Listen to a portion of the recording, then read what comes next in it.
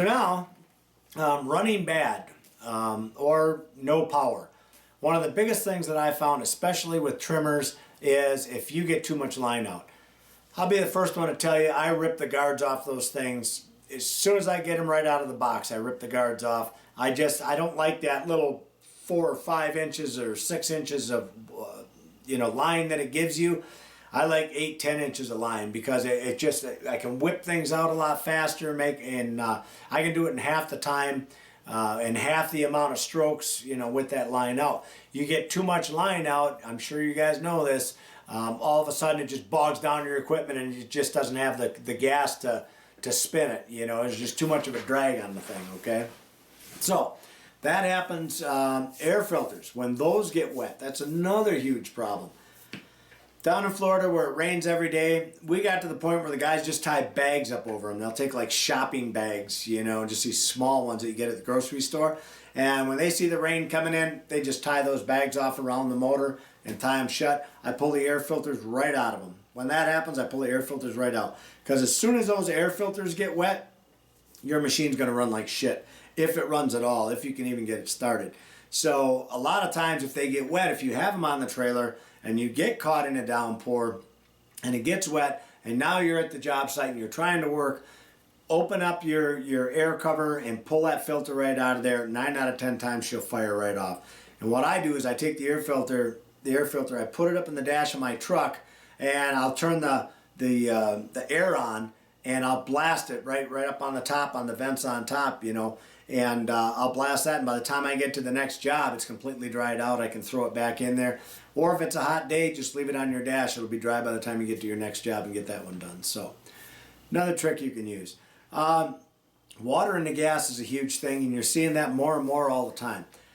I am shocked when my mechanics show me how much water is in your gas. All gas has some water in it. It just gets condensation, just going from a cold tank to a hot. As the day warms up, there's condensation building up. How many times have you seen people going down the road and you see droplets of water coming out of the tailpipes on trucks or cars? It's condensation. It's building up in those pipes and it gets blown out, as they go. It's from hot to cold, that condensation all the time.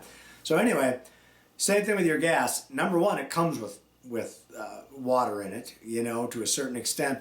But over time, just going from that hot to cold all the time adds condensation, which is water, and then that water adds in on the inside of your tank. It's constantly mixing with the gas. You're going down the road, it's mixing. The condensation, the gas splashes up on it, and now it's in your gas, and it's watering your gas down. So I've seen it going down the road already when we've had like our 2-cycle cans that didn't have a cap on them. Going down the road, and all of a sudden the water's just raining. It's coming right in the spout of the thing, and almost all of a sudden all the equipment runs like shit.